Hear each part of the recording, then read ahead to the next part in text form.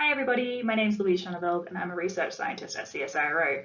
Over the last 5 years or so, myself and my colleagues have been looking at samples from the Norilsk deposit in northern Siberia, and I'm here today to talk to you about the platinum group minerals in the low-sulfur region of this deposit. This talk was originally given to the International Platinum Symposium in May of 2022, and I recorded it and put it online for anyone who's interested. This is a photograph of Norilsk, the city. It is one of the northernmost cities in the world and is in the continual permafrost zone. So it's very small, very cold, but very famous for the Norilsk Orebodies. So this is the Norilsk-1 open pit mine, and the Norilsk-Talnakh Orebodies are the single largest resource of nickel, copper, and platinum group metals in the world.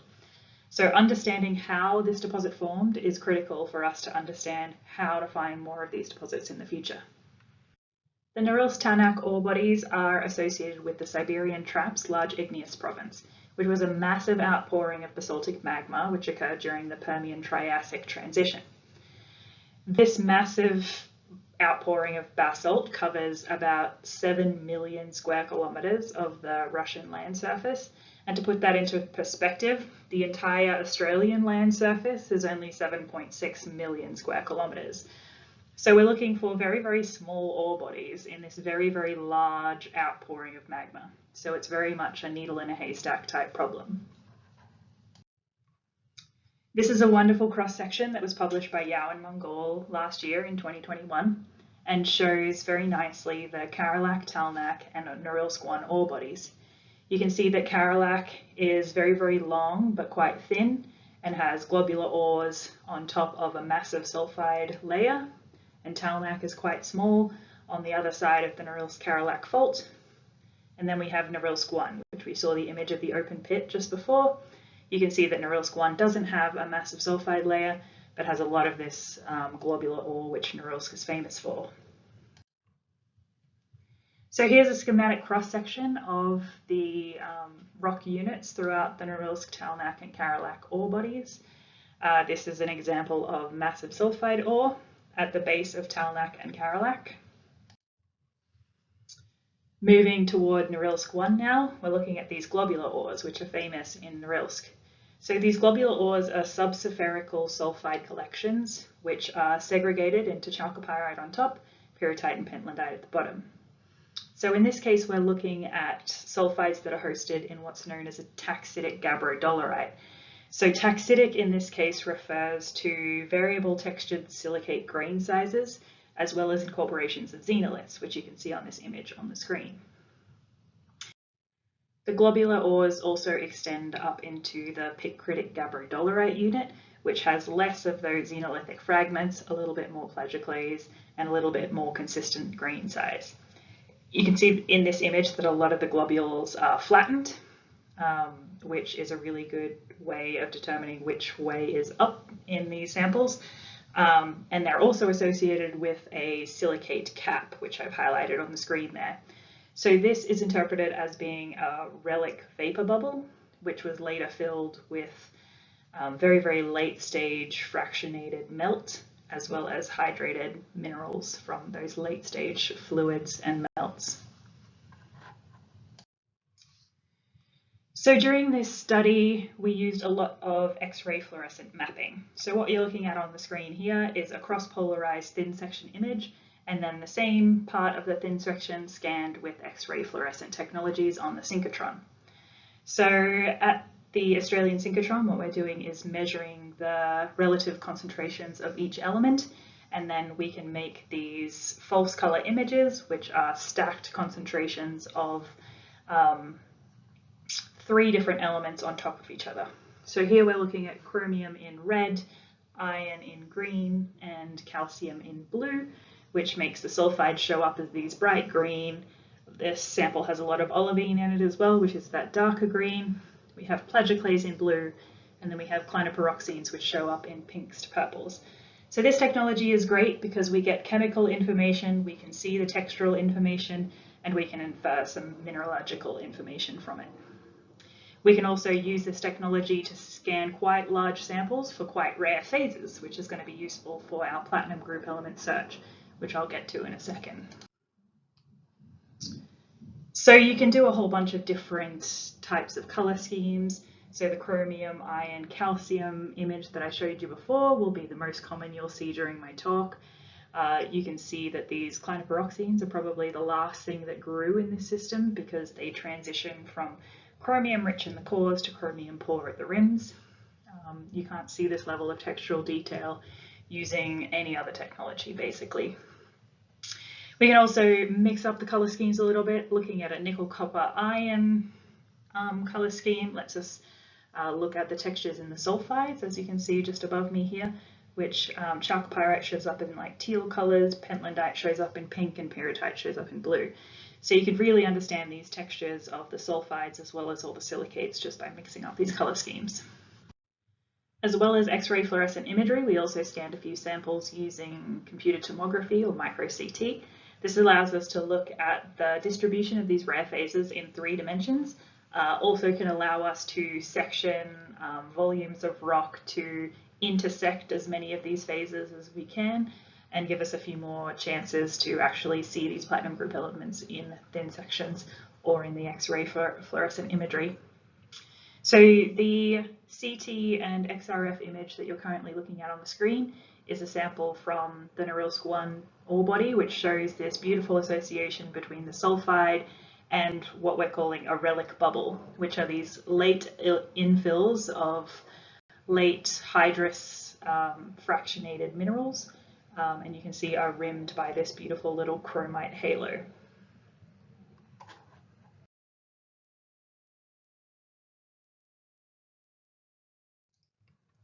So this association of sulfide with the bubbles is famous in Norilsk. It occurs in other massive sulfide deposits as well, and has been proven experimentally a number of times that the sulfide and vapor have a very, very strong affinity to each other. Also, if you get the right ratio of vapor to sulfide, you can cause the sulfide to overcome gravity's forces and start to float like a little hot air balloon.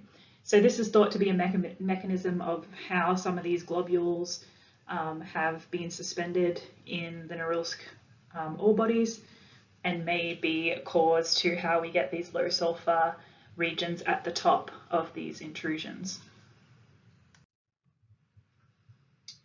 So looking at that same sample again, we started to scan these samples from the Norilsk ore bodies for platinum group minerals. So these 2 images that you're seeing on the just above me here are iron in blue and then platinum in yellow.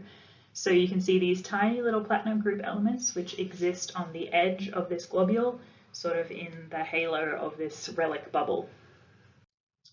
Looking at another sample from Norilsk-1, you can see that there's many, many little platinum group minerals all associated with this sulfide globule. So it's quite a nice spherical globule, and it has quite a few little platinum hits in it. Some of the platinum group minerals can be quite large. You can see this one on the screen is 0.2 of a millimeter of a platinum bismuth platinum group mineral, which is quite large for a platinum group mineral.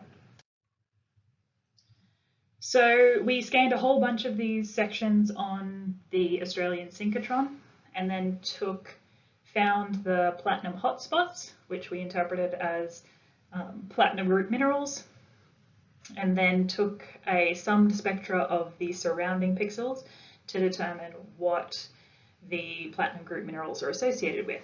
So in Norilsk-1, in the gabbrodolerites, we found 264 platinum hotspots, and most of them are associated with sulfide.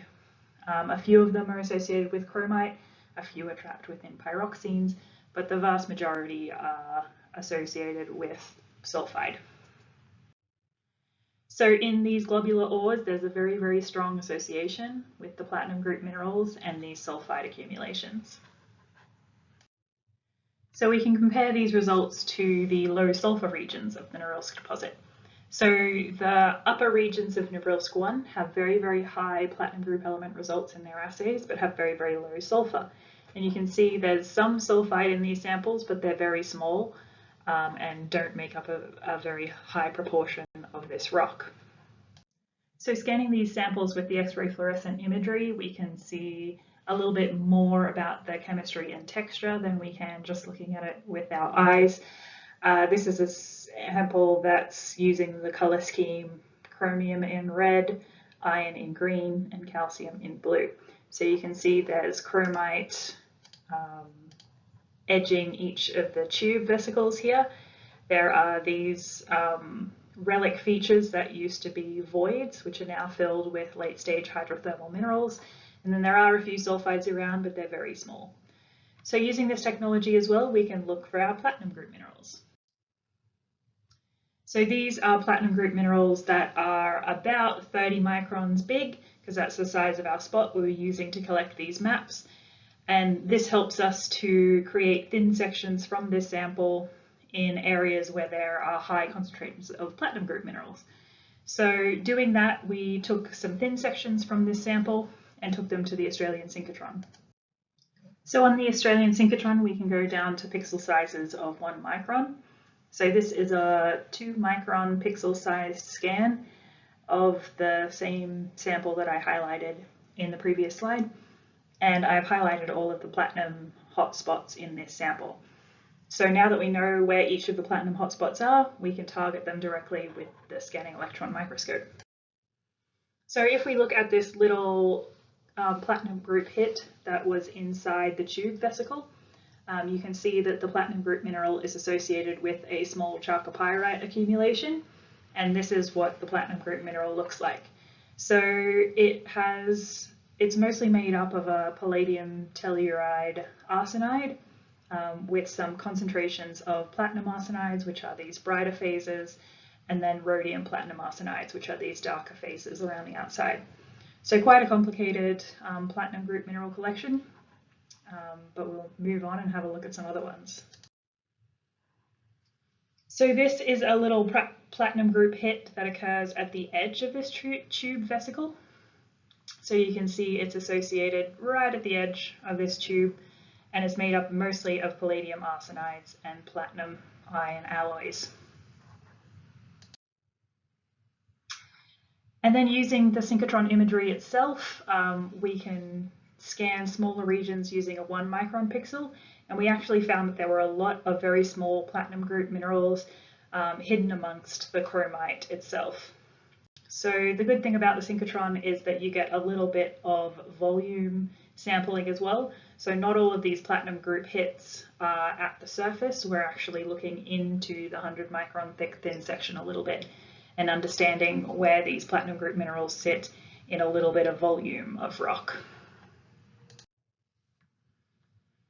So this is a new sample now. This collection of chromite with some chalcopyrite occurs just here in this chromite stringer. And you can see the platinum group elements are highlighted as little yellow circles. Looking a bit closer at them, they're mostly palladium arsenides and palladium platinum iron alloys. Looking at this region here, which is inside one of these relic bubbles, you can see that the platinum group elements are mostly rhodium platinum arsenides and palladium tin platinum group minerals. So this is another sample from the upper regions of the Norilsk deposit. You can see that it is a bubble foam, so closely packed bubbles, each rimmed by a fine layer of spinel, and then sitting amongst plagioclase crystals. So we also scanned the sample using micro CT, and you can see that the bubbles are spherical in 3 dimensions as well. And looking at the association of the platinum group minerals with the chromite and the sulfide, although some are associated with the relic amounts of sulfide that occur throughout the sample, most of them occur with the chromite. So you can see we've taken a few little freeze frames of this 3D image, and you can see that there are some platinum group elements associated with this relic amount of sulfide in the middle of the bubble, but there are also platinum group elements sitting amongst the chromite stringers themselves. So doing the same thing as we did before, we scanned a whole bunch of the samples from the upper regions of the Norilsk deposit on the Australian Synchrotron and looked for platinum hotspots. From these platinum hotspots, we summed the spectra surrounding the platinum hotspots to determine what mineral is associated with the PGMs. So in the upper regions of Norilsk 1, it seems that most of the platinum group minerals are associated with chromite rather than any relic amounts of sulfide. So although there is some chalcopyrite and mixed sulfide signals measured, more than half of the associations were with chromite rather than sulfide. So this is very different to what we saw in the globular ores. So in these upper regions of the Norilsk deposit, there's a really strong association of the platinum group minerals with chromite rather than the small amounts of sulfide that remain. So what's going on here? So to understand that, we have to understand how the whole system of Norilsk formed. So as I covered before, it's possible if you have a large enough vapor bubble and a small enough sulfide globule, you can float the sulfides towards the surface. So it's thought that it's possible that the sulfide from the lower regions of Norilsk can float up towards the surface to create these upper taxitic zones. And once they collect at the surface, they sit amongst the chromite. The chromite themselves can cause vapor bubbles to nucleate on their spinel surfaces, which can coalesce together and make even more bubbles, even when there's no sulfide around. As the system continues to decompress, we start to lose more sulfur into the vapor phase and away from the sulfide. This concentrates the metals and the platinum group elements in the sulfide, which can nucleate platinum group minerals, which is probably what's occurring in the globular sulfide ore. Up in the upper taxitic zones, where we have a lot more chromite and a lot less sulfide, we see the association of the platinum group minerals with the chromite. So what's occurring here is probably the growth of the chromite themselves is making a little redox front in the silicate melt around each of the growing chromite, and this itself can cause nucleation of the platinum group minerals. So we continue to nucleate platinum group minerals, lose some sulfur into the vapor phase, and continue to push out these bubbles. So the expanding bubbles can cause other little daughter bubbles to pop up around each of the main bubble hosts and causes the spinel to be pushed out to the sides and create these lovely little spinel halos that we can see a few million years in the future. So as everything starts to solidify, we get what's known as gas filter pressing, where the liquid from the outside is drawn in towards the decreasing bubble size. So all of this late fractionated liquid starts to be drawn in toward what used to be a vapor bubble as everything starts to condense and contract. And then finally, everything gets solidified and crystallized into a solid rock that we can study later. The sulfide globule differentiates into chalcopyrite rich on top, pyrrhotite pentlandite on the bottom, and all of the relic bubbles get frozen in time for us to analyze later. So if you wanted to make your own Norilsk deposit at home, all you need is a wine glass, some oil, some water, some food colouring, and an effervescent tablet. So here is a nice little analogue model of what's going on during the Norilsk ore body formation. So we have oil, which is our analogue for silicate magma. The water is our sulfide. Our metals and our PGEs are that small little red drop of food colouring. And then we have our vapor phase, which is here an aspirin or an effervescent tablet. So you can see as the effervescence starts to occur, we start to mix all of the metals and PGEs in with the sulfide. When we have enough vapor relative to sulfide, the little globules start to float toward the surface. When they hit the surface, they release their vapor, and then the sulfides start to fall again. When we freeze this image, you can see that it is basically our little schematic cross-section again, where we have our massive sulfide at the bottom, we have our silicate magma host with our droplets and bubble pairs, which are our globular ores that sit in the middle, and then up the top we have our PGEs and bubbles. So we don't have any water sitting at the top there, it's all just relic bubbles and the red food colouring. So this suggests that the vapor phase in the Norilsk ore bodies was very important to the current formation and textures that we see in the Norilsk body, but also it suggested there was a lot of vapor and gas released during the Norilsk ore body formation and the Siberian large igneous province formation. As I said at the start of this talk, the formation of the large igneous province occurred during the Permian-Triassic transition, and also during this time we also have a very, very large mass extinction event. So back in 2017, Margot Levaillant published a paper that suggests that the formation of the Siberian Traps large igneous province as well as the Norilsk ore bodies may have extruded a whole bunch of nickel aerosols into the air, which may have contributed to this massive loss of life on the Earth.